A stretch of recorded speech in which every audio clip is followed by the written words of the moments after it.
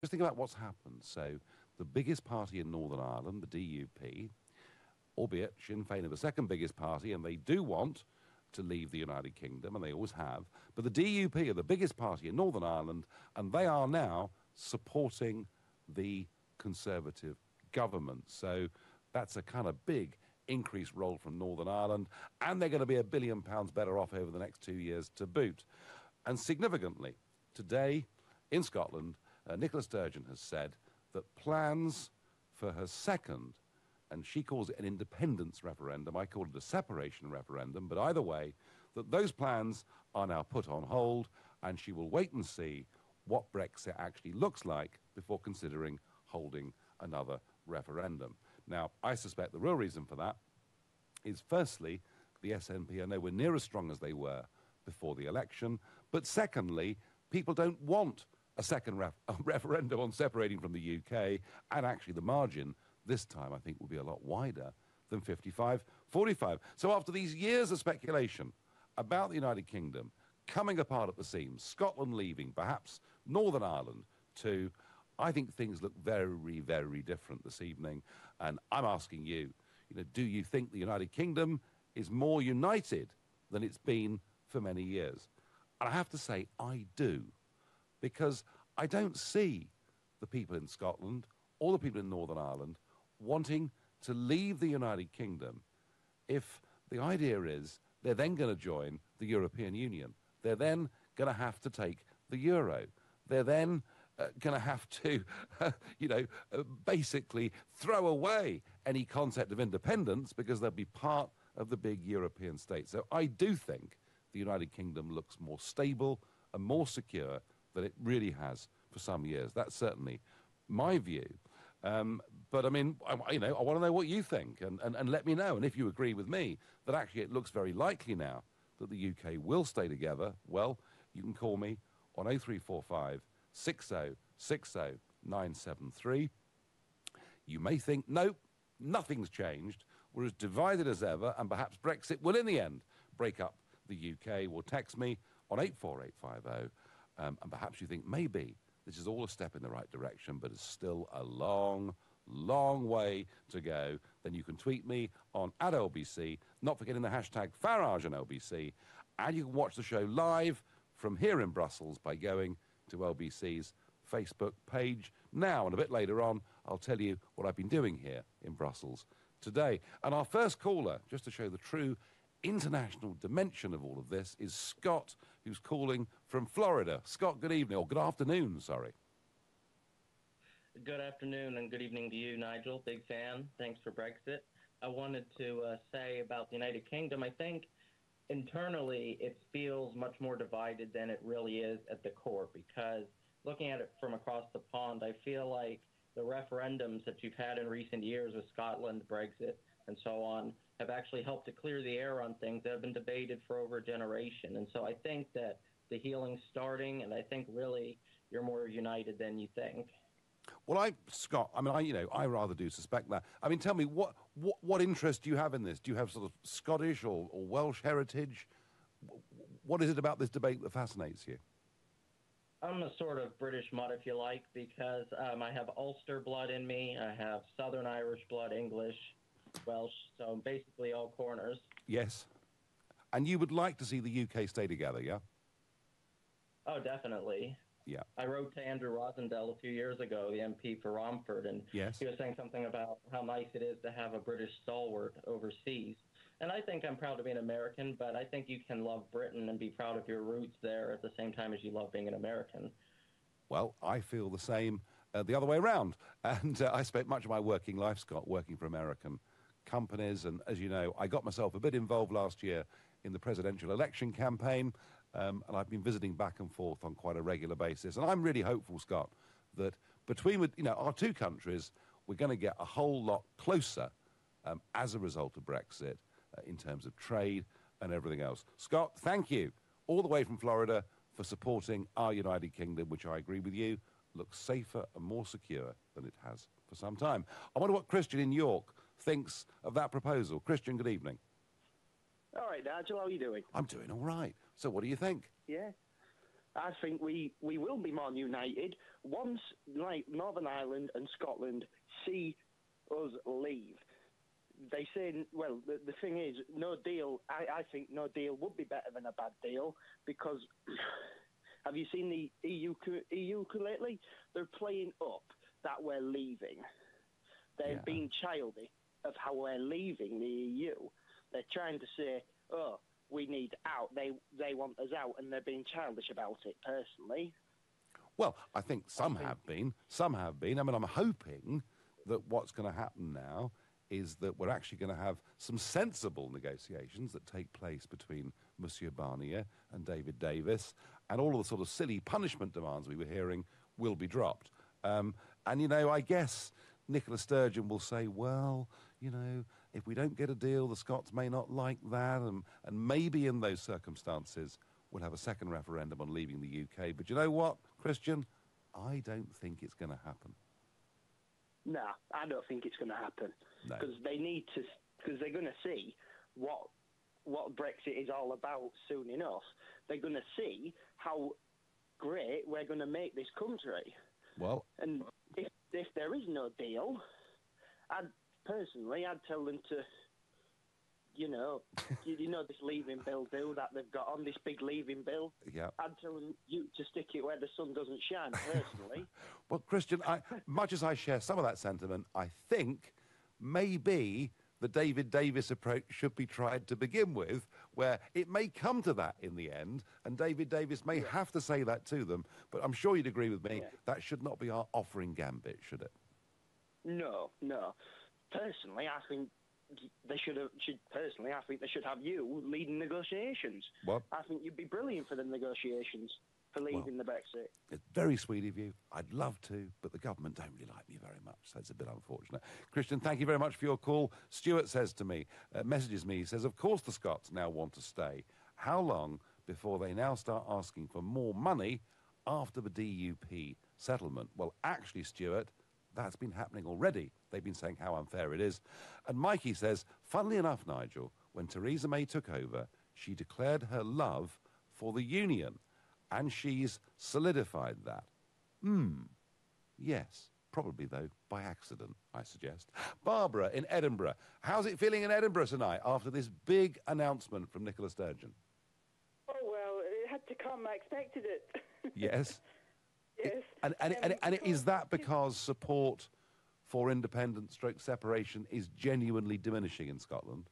Well, I think so, because, as you know, that quite a number of SNP supporters didn't want to stay in the European Union, and I think that's been a big factor. Well, you know what? A third of SNP voters voted to leave. There's probably I think actually the most pro-Remain parties in Scotland, well, the Liberal Democrats obviously, but actually the Tories in Scotland are were a very pro-Remain party. I think they still are a bit. You know what I mean? Yes.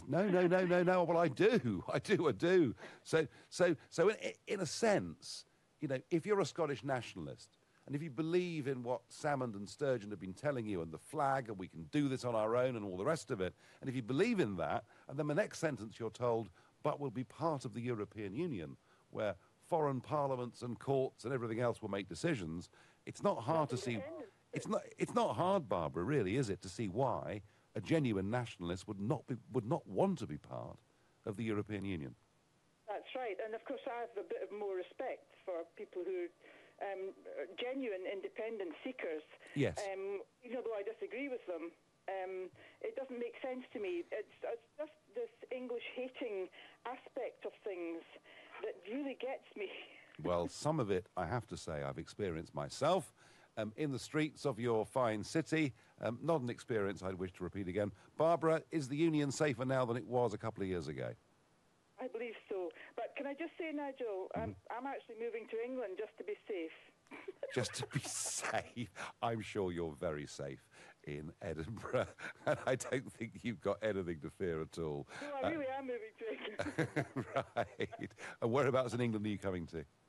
Chichester. Chichester. Very nice indeed. Yes. Barbara, terrific. Thank you very much indeed for your call. And you're listening to the Nigel Farage Show here on LBC, and it's 7:15. Nick Ferrari at breakfast on LBC. Did we lose that last caller? Theresa May accused last night of paying, quote, yeah, we're going to come to it. We're going to get him back and come to him after the break. Fine. a billion-pound deal with the Democratic Unionist Party. James Hanning is a journalist and biographer of David Cameron, former deputy editor of The Independent on Sunday, joins me now. James, how would you characterise this deal? Good morning. It is a sweetener, it's grubby, it's shameful, it's a bribe, it's a bung. This is realpolitik. I would say it's inglorious at best. Nick Ferrari at breakfast every weekday morning from 7, only on LBC. With Hampton by Hilton, now open in Aberdeen. We asked people to put a price on their hearing. One reply said £100 trillion because I love music Alistair. and languages. Another said priceless. Who wouldn't Has want to hear Dan their put those pictures on my grandchildren Facebook laughing? yet? We I know know it's on how Twitter. much you value your hearing. That's why at Boots we have interest-free monthly payment plans available to make the right hearing solution for you even more affordable. Boots, let's feel good. Subject to status, over 18s only. Terms and conditions apply. Stub out your last cigarette and celebrate with a holiday in the Caribbean. London South Bank University is looking for smokers to take part in an exciting new research project in the capital. You'll be paid to take part, and along with the chance to become a non-smoker, there's a Caribbean holiday and more to be won. Sorry. So hurry. Search online for LSBU Stop Smoking Study. Maybe, I guess, That's he probably hasn't got the originals yet. All right, don't worry. Stop Smoking Don't worry. Study. Over 18s only. T's and C's apply. When you hear a PPI commercial like this, you think, I wonder if I ever did have PPI. And maybe I should claim with the deadline being announced. And then you think, oh, but I'm not sure where my paperwork is. So you end up doing nothing. Well, here's the easiest thing in the world to do. Just text the word EASY to 60777 and the claims guys will conduct a free search to discover if you ever had PPI. And then you can decide to pursue the claim yourself or get the claims guys to do it for you. Text EASY to 60777 now. The claims guys. We'll keep on turning, turning, proud, gonna keep on burning, burning, rolling, rolling, rolling on the river. With breakdown cover from the AA, we'll do whatever it takes to make sure your big wheels keep on turning. Our mechanics usually get you going again in 30 minutes. Breakdown cover from the AA, because anything can happen.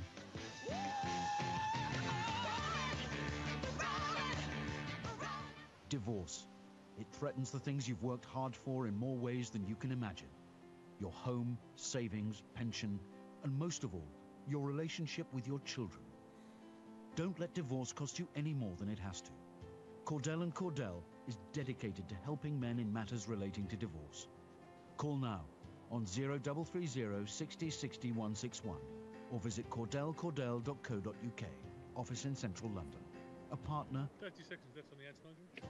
Oh. What's the anxiety this time, Joe? Oh, I think I'm losing it. In the mind? No, losing the sale. Charlie and Cardiff, they're good to go. Calls. What, to boost the profits? Yes, and take business calls on any device. Ah, I've got the answer. You need to take the Vonage. Yes. Vonage, the perfect phone system for small business. Packed with clever features to make your business better. Keep calm and talk Okay, here we go. once a month. Visit vonage.co.uk. Excludes VAT at 20%. Terms apply. This is LBC, live from Brussels, the Nigel Farage Show. Call 0345 6060 973. Text 84850. Tweet at LBC using the hashtag Farage on LBC. So the Northern Irish DUP are keeping the Conservative government in business.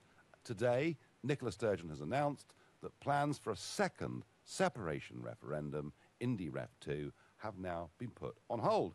And I'm saying to you that I think the United Kingdom is looking a bit more united than perhaps it did a couple of years ago, despite all the fears that were expressed over Brexit. But there is a question about how fair this union is. So what we saw was the DUP getting an extra £1 billion sterling for their people as part of that deal over the next 2 years. And lots of people took to the airways, from Wales, Labour's leader, Carwyn Jones, First Minister, he took to the air to say it was unfair, it was wrong, that Wales should have some more money. And indeed, many Scottish nationalists took to the airwaves to say, once again, it was unfair, and Scotland should get some more money. Now, let's just have a look at how much money is spent throughout the United Kingdom, and these are the figures from last year. Per capita, the government last year spent £11,500 per head in Northern Ireland. It spent £10,500 per head in Scotland. It spent almost exactly £10,000 per head on people in Wales, and in England, £8,800. So it's interesting, isn't it, that lots of voices in Scotland and Wales saying it's not fair, nobody in British politics saying, hey, what about the English? We seem to be getting a really rotten deal out of all of this. I wonder whether there are some of you out there who think that whilst the United Kingdom will stay together, or perhaps you think it won't, but it will stay together, that actually there needs to be a fairer financial settlement because England is subsidising too much of it. I know if Alex Salmon's listening, he'll go berserk. He hates that thought. Charlie in Cardiff, are we a more united union than we were a couple of years ago? I'm hoping we are, yes. I think Mrs May has actually done us a favour by having the general election. Yes. And I think now it's taken the pressure off us coming apart as separate nations. I still think we're divided between those who are pro-European and those who are not. And actually, I'm quite interested in your comment about the Scottish independence referendum, as the Scots and Nats call it, or separation referendum, as you call it. Yes. And I'm wondering what the subtle difference is and what you regard the EU referendum as. Was that an independence referendum or a separation referendum? Oh. Are you a separatist or... Oh, Charlie, I helped to found a party back in September 1993 that was called the Independence Party because I believed strongly, factually, that you cannot be an independent nation-state and a member of the European Union. You can call it all sorts of other things, and you can argue it brings benefits, but you can't talk about independence and being part of the European Union because, for good or bad, you give your authority to, higher courts and everything else. So I've felt, Charlie, that the Scottish nationalists have been completely misusing this word independence, and I think in the Brexit referendum they got somewhat found out. That's my view, Charlie, on it. Is that because they wanted to stay in Europe, but so independent of the UK, but not independent of Europe? That's right. And so I don't, and so I don't think that was a very sincere use of the word. So that's why, I've always used the word separatist. And by the way, Charlie, I agree with you. Before you go, one quick point. I just like to say, you were saying about a new settlement. What I would like to see actually is a new political settlement. I think Scotland, Wales, Northern Ireland, England should have the same powers devolved from them, and then you wouldn't have questions like the West Lothian question, as it's called, or evil English laws for English, English votes for English laws. But I think that would certainly... But we are sort of... And more likely to hold us together as a nation as well, if we're... each of the separate nations are treated treated equally. Yes, well, that would be the move towards a federal United Kingdom, wouldn't it, Charlie? And actually, I certainly think that the devolution process that we've seen since the mid-late 1990s is taking us in that direction. And like you, I'm perfectly relaxed about it and think that probably we're more likely long-term to stay together on that basis. And Charlie, I also have to say, I completely agree with your point.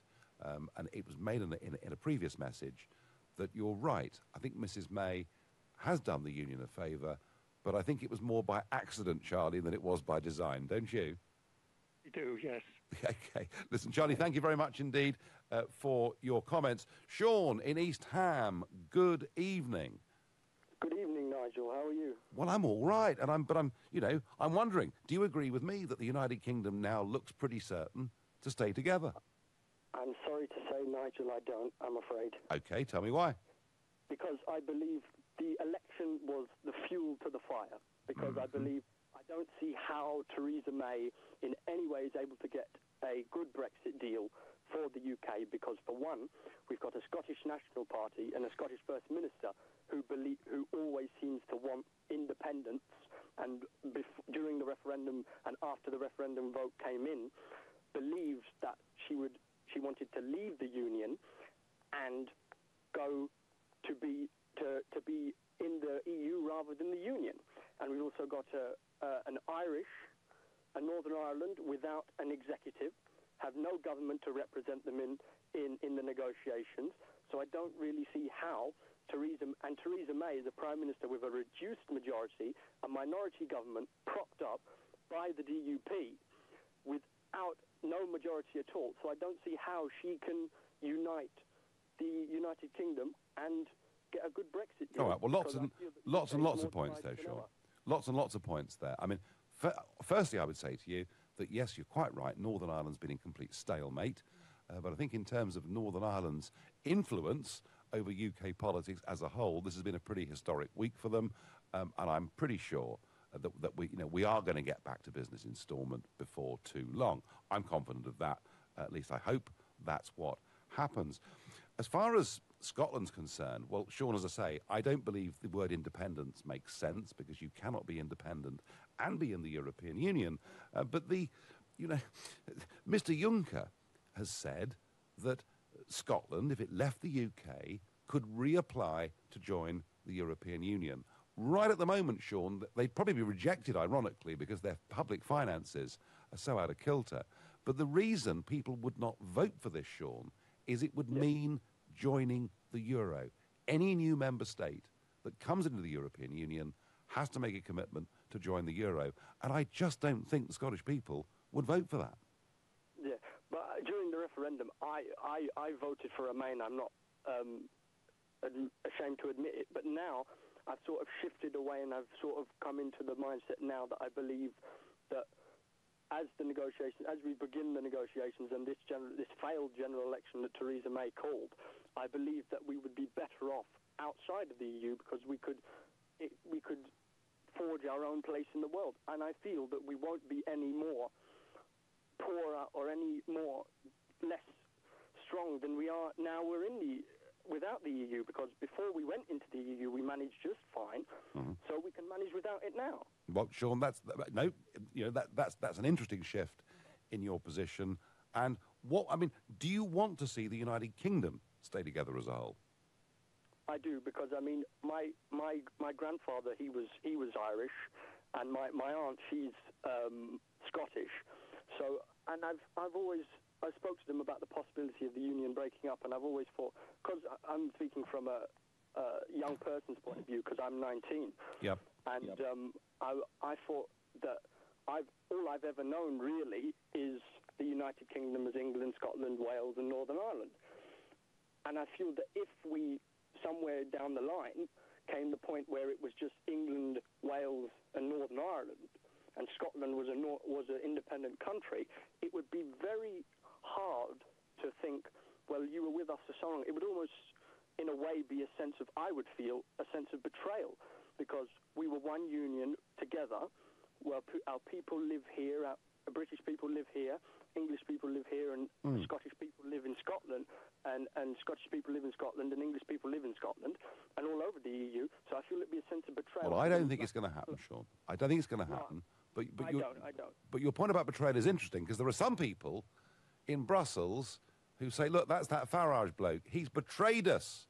He's betrayed the European Union. So that word can mean many things. Sean? I think personally, Nigel, you've done more to unite the United Kingdom and bring the United Kingdom stronger than either Theresa May or David Cameron ever did. Well, I don't know about that, but I thank you, Sean, for your call. Call us again soon. John in Omagh, Northern Ireland. Been a good week for Northern Ireland, hasn't it? Yes, hello, Nigel. Thanks very much for taking the call. It has, and it hasn't in some ways. I think in answer to the motivation that we have there, I think politically, structurally, the union has been tightened up. I think it's more secure. Yes. On an individual level, I feel that the disruption and the comparisons between Northern Ireland and the rest of the regions throughout the UK will be harmful. I think there's one issue that I would just try and make with you very, very briefly, and again, thanks for taking the call. That's okay. And it's this one. I live in Omagh, and you would know the residents of that. I wouldn't go for any special case pleading for Northern Ireland, but there should be some acceptance of the fact that, for 30 plus years, and I grew up during the Troubles here, I saw them face to face. It was hard times, and financially and structurally, the money that went into the security apparatus, police stations, the army bases, everything else, that was diverted away from investment and infrastructure. And we fell behind the south of Ireland and all the other regions. Now, John, I do accept. I understand that point, and it's a point that's been well made with the DUP. But do you think at some point in time the English look at this formula of spending per head in Northern Ireland, Wales and Scotland and start to say, is this fair? Yes, I agree. Yeah, at some point. The acceptance of the Troubles, though, should be distinct from what has happened. That's the point I'm trying to make. Yeah, no, and John, listen, you've made the point beautifully. I thank you for your call. You're listening to The Nigel Farage Show, exclusively on LBC. It's 7:30 and time for the news with Tim Humphrey. The European Court has rejected a plea from the parents of terminally ill baby Charlie Gard to intervene in his case. Parents took a case against his doctors who say he should be allowed to die. A powerful cyber attack has hit companies and organisations around the world. Banks, energy companies and even radiation monitoring systems have been affected. Plans for a second vote on Scottish independence have been put on hold. First Minister Nicola Sturgeon says she's been listening since her party suffered big losses at the general election. LBC weather, heavy rain in southeast England tonight. That will become lighter as it moves northwards, a low of 12 degrees. More rain tomorrow with a few bright spells and a high of 22 degrees. LBC Travel. Good evening. I'm Andy Lake. Well, right in the centre of London, Kennington Road, Lambeth Road and Millbank are all looking slow as people avoid the works at Westminster Bridge. In East London, the A13 is queuing eastbound from the Canning Town flyover to Movers Lane and Barking, with the bad weather adding to the usual delays. Further east, the A12 has just had a lane blocked eastbound at Hainault Road in Romford. That's because the bus has broken down, causing queues on the approach. And in Norfolk, the A11 is crawling eastbound, approaching the Thickthorne roundabout just to the west side of Norwich there. The underpass is flooded and a car is stuck. Onto the rails, London Overground are suspended between Willesden Junction and Camden Road, leaving severe delays across the network. Great Northern are also severely delayed northbound between Hatfield and Welwyn Garden City. For more real-time traffic updates, go to lbc.co.uk. This is LBC. The big red building on Gold Hi, Tom. You there? The menswear Hello, Nigel. How are we doing? outlet are holding their biggest Very nicely, very nicely. So, Trump after the break? % off Yes. all suits, jackets. You got everything you need? Yes. The brands in sizes up to 72-inch chest and portly fittings. Everything must go at Gold's. 110 to 114 Golders Green Road. Open Sunday to Friday till 6. Closed Saturday. The big red building on Golders Green Road. Are you confused about PPI? At PPI Hotline, we want to give you the facts. There is absolutely every reason to check you had PPI. Even if you think you never have, we can help you find out, as you could be owed thousands. And now there's a deadline. We just need the name of the bank you've had loans or credit cards with, and we'll check for free. So find out now if you're owed by texting WIN to 82222. PPI Hotline. Text WIN to 82222. History's made at Lord's. Durham are the champions. It's Stuart Broad, it's Nottinghamshire. The Royal London One-Day Cup Final takes place at the home of cricket on Saturday the 1st of July. Gone! It's the glorious Gloucester at Lord's, and they've won it. Amazing scenes. Experience the drama of a cup final at Lord's, with tickets available from just £30. Search Lord's Final to find out more. I've always paid into my pension, but never thought about how it was performing or how much I was being charged for it. That's why I contacted the specialists at Pension Works. They carried out a pension health check, which found hidden costs and expensive fees within my pension that could have cost me years of lost retirement income, meaning more money for my future. Let the Pension Works check your private pension for free before it's too late. Text YES to 83222. That's YES to 83222. I used to work in a call centre. Every weekend, instead of being with my man, lost in conversation, I was with customers who'd lost their internet connection. But now I drive with Uber, so I only work weekends when I feel like it. Oh, the football's on this weekend. Like this weekend. Okay, back in 10, Nigel.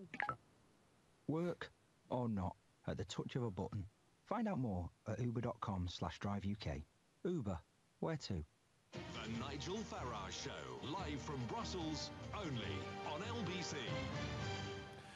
Big story that broke overnight in America was that CNN, the news network, the one oft derided by President Trump and with whom he's been absolutely at war, overnight there have been the resignations of 3 quite big-name journalists at CNN.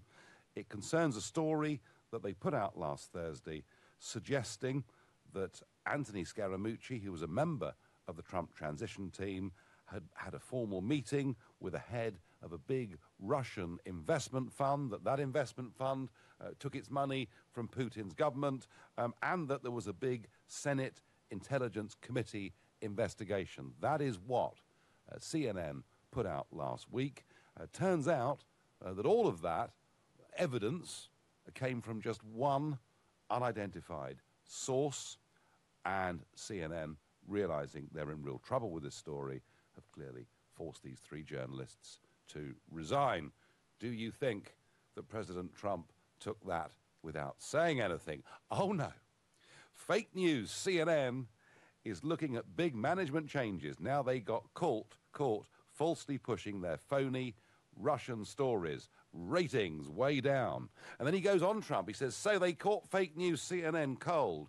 But what about NBC, CBS, and ABC? What about the failing New York Times and Washington Post? They're all fake news. So Trump, having got really quite a big scalp with CNN, clearly absolutely at war with that media that he accuses constantly of fake news. Well, in this case, it certainly was fake news.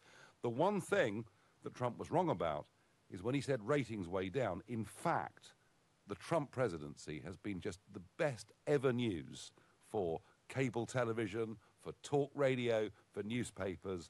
The Donald being there means more and more people, whether they love him or hate him, follow daily what is happening in American politics. But yeah, really a big story. And one other little story that I can't resist today that I think is good news for the United Kingdom, and I think we can all agree, Leavers and Remainers, I hope, can agree. Do you remember last year there was some talk that Nissan, with its huge plant up in Sunderland, and there were claims that they were very worried about the impact of Brexit and what that might do to car manufacture up in Sunderland. Despite this, the people of Sunderland voted out. Well, today, the Japanese Prime Minister, Shinzo Abe, says he wants a stronger bond with the United Kingdom post-Brexit, and that informal negotiations between us and them on a trade deal are to begin straight away, something that has been welcomed by Liam Fox, the International Trade Secretary. So I would say, whichever side of the argument we're on, that surely must be good news for the United Kingdom. And we return to our debate of, is the United Kingdom more united than it was before? I think it's certainly looking more united than it was before the general election. And I think we're going to stay together. I wonder what Joanne in Exeter makes of that proposal. Good evening, Nigel. It's wonderful to talk to you. I like your politics, and I think you're a straight-talking, switched-on politician. And please, before we go any further, please do continue what you're doing, because I think you're the only politician with a backbone that can stand up to Europe, you know, those guys in Brussels. But the point I'm going to make is, Theresa May forming allegiances with the DUP. Has it crossed your mind that we may see, this is very serious and it's very worrying, we may see a resurgence in IRA activity? Well, I don't see that we should necessarily do that, Joanne. Let's just look at it. This is not like the 2010 deal between Cameron and Clegg, which was a formal coalition with, you know, Liberal Democrats coming into cabinet positions and everything else. This is what is called confidence and supply, you know, and it means that the DUP are going to vote with the government, actually in most cases, Joanne, on things they would have voted for the government on anyway. So you know, now there has been talk, and there has been some sort of scare stories that, you know, does this threaten the Good Friday Agreement, etc. I simply can't see, Joanne, why it should. Well, you see, she's giving support to the North, isn't she? And in the Republicans' eyes, I sincerely hope we don't, because it's very worrying and it's very distressing.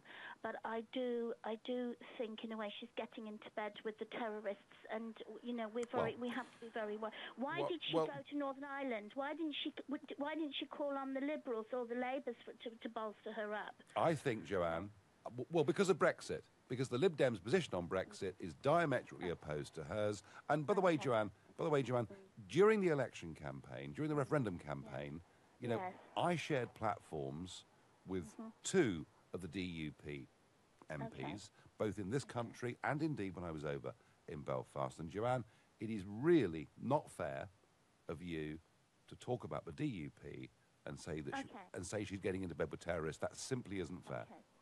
Okay, I didn't mean to be offensive in any way. I'm just worried about the consequences that we may have from this, Joanne, I've known the DUP for many, many years, and yes, they have socially, some very conservative ideas, small c conservative ideas about abortion, homosexual marriage, things like that, which some people like and some people loathe.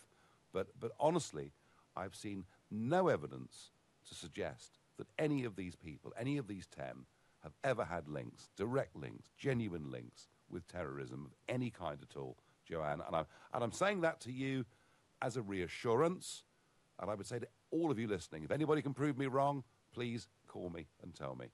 Joanne, I thank you very much indeed for your call and for your very, very kind words. I thank you.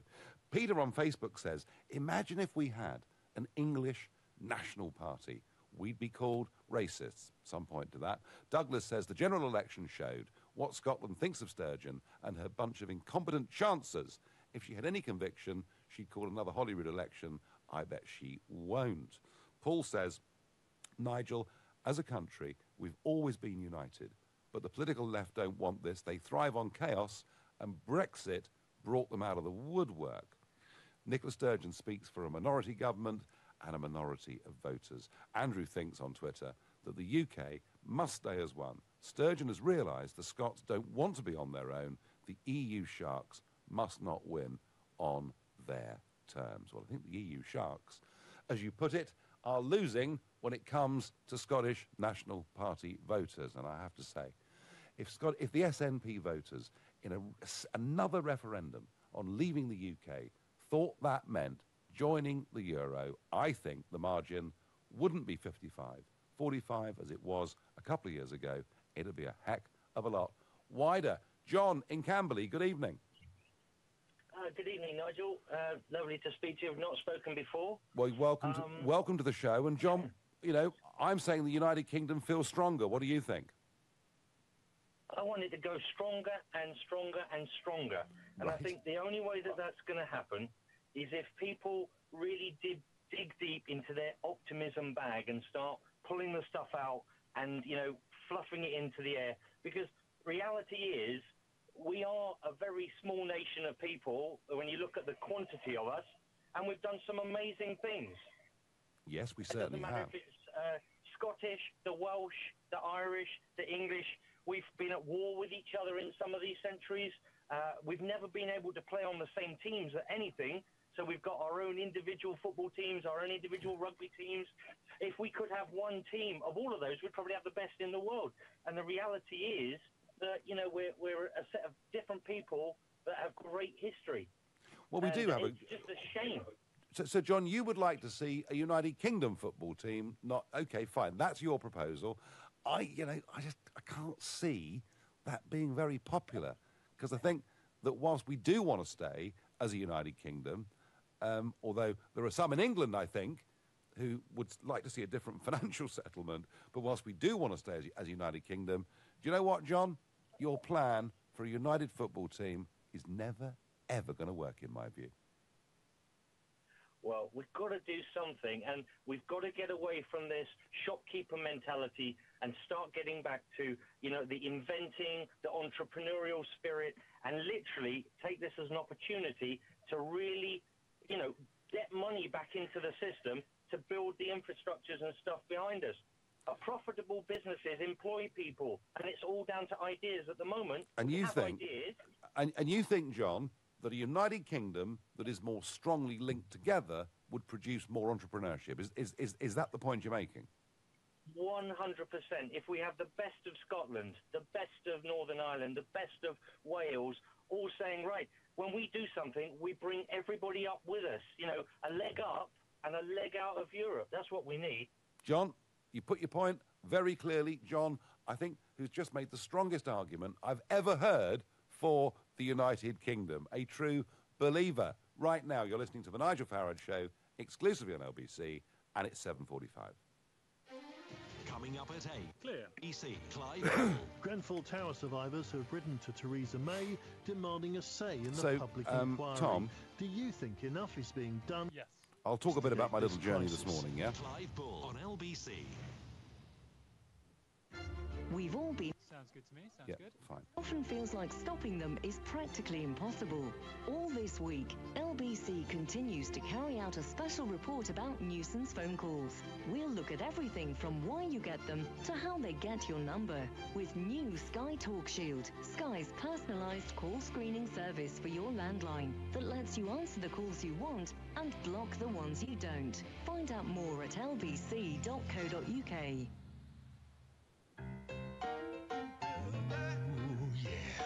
The high-quality kitchen you've dreamed of at a price well within your budget. That's Room Sense. That's Room Sense. This month, all kitchens are half price with a free oven hob and extractor. Book your free home design visit today at roomsense.co.uk. Quality at a price you can afford. That's Room Sense. Offer ends soon. Minimum spend applies. I've always paid into my pension, but never thought about how it was performing or how much I was being charged for it. That's why I contacted the specialists at PensionWorks. They carried out a pension health check, which found hidden costs and expensive fees within my pension that could have cost me years of lost retirement income, meaning more money for my future. Let the PensionWorks check your private pension for free before it's too late. Text YES to 83222. That's YES to 83222. Your future is here. The Global Academy in Hayes is a state school for 14 to 19-year-olds interested in a media career. Find out more at globalacademy.com. Hello to new favourite bars, new music as well, new secrets to share, new stories to tell. Say hello to something new today at helloyoudating.com. We asked people to put a price on their hearing. One reply said £100 trillion because I love music and languages. Another said, priceless. Who wouldn't want to hear their grandchildren laughing? We know how much you value your hearing. That's why at Boots we have interest-free monthly payment plans available to make the right hearing solution for you even more affordable. Boots, let's feel good. Subject to status, over 18s only. Terms and conditions apply. Are you confused about PPI? At PPI Hotline, we want to give you the facts. There is absolutely every reason to check you had PPI. Even if you think you never have, we can help you find out, as you could be owed thousands. And now there's a deadline. We just need the name of the bank you've had loans or credit cards. I'm back in 10, Nigel. For free. So find out now if you're owed by texting WIN to 82222. PPI Hotline. Text WIN to 82222. This is LBC, live from Brussels, the Nigel Farage Show. Call 0345 6060 973. Text 84850. Tweet at LBC using the hashtag Farage on LBC.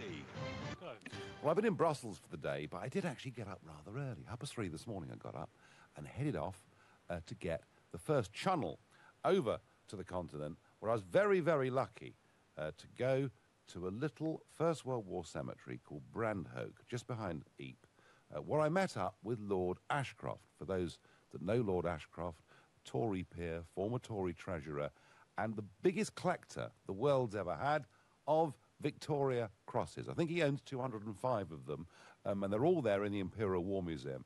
And today he was visiting and doing some filming at the grave of a man called Noel Chavasse, who won, not one, but 2 Victoria Crosses in the First World War. He was a medic, stunningly brave, and Ashcroft was there, and he had the medals with him. So I've actually held today a VC with a bar, a double VC, something I will never do again in my life. And so I'm very grateful to Lord Ashcroft for that unbelievable opportunity. And if any of you have never visited what is basically an hour from Calais by car, I'd recommend that you do. What of the United Kingdom? Robert in Borough, what's the future of the UK? Is it good or bad? I think it's a bit troubled at the moment. Okay. The DUP, I don't think, are fit to support our government. Why not? Most of them are orange men. Most of them are orange men, which is a sectarian organisation. You can't be Catholic or married to a Catholic and be an orange man. Well... That's not a good start to supporting the government. Okay, look, I do understand the point you make about, you know, the huge religious differences that exist between Northern Ireland and London or most of the rest of England. I get that, but actually, Robert, this government is not going to put forward, at least not that I can see, any very contentious social legislation, is it? Oh, I agree with you there, but it's like going into government with a party that wouldn't allow Jamaicans in. You wouldn't. I think the English people wouldn't dream of having them sort of people near government. And that's what we've done with the DUP. They're not fit to be near government, to be influencing it. They're sectarian. They're endorsed by the UVF, the Red Hand Commandos, who would be pretty close to the Orange Men anyway. Well, so they're just not fit. Yeah. Yes, they're elected representatives. I do want to make. I do want to make the point, Robert, that none of these 10 have had any direct links with terrorist groups that I'm aware of, and I feel that with some confidence. No, Robert, you obviously don't like their social agenda. You don't like this incredible religious divide that exists in Northern Ireland. But remember, they're not actually joining the government. They've done a deal with the government, a confidence and supply deal with the government. They will vote for the government in a motion of confidence. They will support the government with its budget, and they will support the government through the Brexit process. I don't believe that threatens the union, but you still do, yeah? Well, I think it's just so divisive to have people who are clearly sectarian having an influence on government. Well, what choice did you... That's all I've got to say. No. It's poisonous to have them near. Yeah, no, I understand your point of view, but let me just ask you this last quick question. What choice did Theresa May have? Oh, she's anti-Brexit originally anyway. Mm-hmm. So, you know, she went along with the 52%. The Northern Ireland overall voted to stay in Europe. Scotland voted to stay. So it was sort of borderline and divisive. I think she should have stuck to her beliefs. She said it would be a disaster leaving. And it's not going well. And I think the 48% has probably gained a bit of momentum since then. So to me, it's a bit like a sex change operation. It's so forever. You've got to be very sure before you get the bits cut off. And 52% isn't sure enough, Nigel. Well, Robert, you could argue that, but equally, there were quite a few polls done in the lead up to and one just after the general election that suggested that now 70% want the government to get on with Brexit on the basis that some have changed their minds in favour of Brexit because, you know, they can see their house price hasn't collapsed, and others believe in democracy. So, Robert, I'm not sure you're right about that. You may be. Time will tell. But, Robert, thank you for your call. Robert, who feels very strongly that it's absolutely wrong of Theresa May to have gone to the DUP for support because of their sectarian beliefs. Brendan in Droitwich, how do you feel about the union, Brendan? I feel very badly about it. I've had a lot of experience involving it myself with the union, not in politics, but in business. And all I see is massive waste, massive salary payments, and massive benefits. I voted to stay, to go into the union when it was not a federal state, when it was a common market. It no longer is a common market. We're controlled by Brussels. I've had enough. I've followed you since you started UKIP. And the sooner we're out, the better. Yeah, and, you know, let's assume, Brendan, I mean, I've expressed fears about backsliding on various issues and perhaps long transitional arrangements, and all that will unfold. But assuming we get the Brexit that we voted for, you know, do you think that would then potentially give Nicola Sturgeon a chance to break away from the United Kingdom? No, I think Nicola Sturgeon's had a day. She should go back to the Crankies where she started a career. Right. Well, I'm not going to say that about her, but what I will agree with you on is I think we've passed the high water mark of Scottish nationalism. And I think that's absolutely right. Brendan, thank you very much for your kind call. Ross in Bristol, how are you feeling about our union? Is it safe, strong and secure? It's looking stronger, Nigel. First time on your show. Good evening. I just want to ask you a question, right? Uh-huh. Where you're part of the EEC at the moment, right? Mm-hmm. Now, what makes the UK different from the EEC? You still have 4 countries that live and work, use the same currency, and depend on one another out of Westminster. Because... So what's the difference between the EEC and the UK? Because we have a common language, a common culture, with differences, yes, but a common culture, a common shared history. And you know what, Ross? Ultimately, we would stand up and be prepared to make sacrifices to help each other. That is what a nation is. And what the as you called it, the EEC, well, it's not that anymore, is it? It's the EU now. What they've done... That's what I meant. Yeah, what they've done is to give people a flag, an anthem, a president, and to say, you're all Europeans now. Well, actually, the French feel French, the Germans feel German, and it's still a small minority of people who feel European is their identity. Ross, I think that's the difference, don't you? Yeah, to a degree, but then you've got the Welsh that'll stand up and say, you know, we're proud being Welsh, and the Scots do the same, and so do the Irish. And if you look at my country, we're the same. We have 6 or 7 states, and each state is proud of its own history, and yes, but you still identify with Australia, and I think, you know, what I'm saying to you is the majority of people across this United Kingdom identify first and foremost with their United Kingdom or British or other ways of putting it, identity. We don't recognise Europe being the same thing. Ross, I thank you very much for your call. Joe says, Nigel, I used to support the SNP, but now feel more affinity with Brexiteers in England than dependency culture Scots. I'm with you guys. Tina says, I completely agree. We're more united. We really ought to be more of a united kingdom. It just makes sense, is what Tina believes. John in Formby, you're my last caller of the evening. How do you see the future of the Union? Well, I think there are worries and cracks and divides, but I think the defeat of Sturgeon at the election, for that's what it was, does set back Scottish independence some time. If I could coin an expression, there have been insurgents. People who are fed up with her. They don't want another referendum. No, they really don't, do they? But there's a second factor. There's the fact that so many services up there are appalling, not least education. And many Scots are worried about that. If I could leave you with a final thought about the paradox of Sturgeon wanting independence but wanting to be ruled from Brussels. Yes. It's rather like if Mr. Spock came to Scotland and he would say it's independence but not as we know it.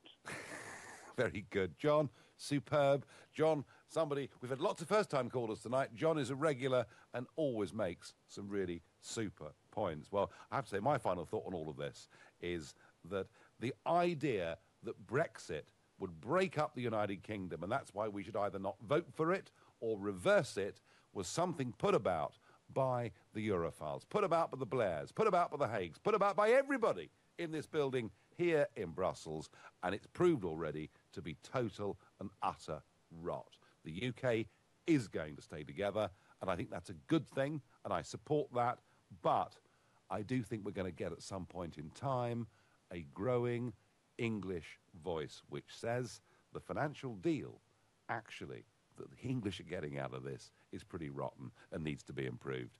You've been listening to the Nigel Farage Show. I'm back tomorrow in London from 7. Coming up at 10, it's Ian Collins. But up next, it's Clive Bull. Nigel, thank you. Now, later on, a powerful cyber attack that John from Formby always makes wonderful points. Across the world, hitting... Very nice note to end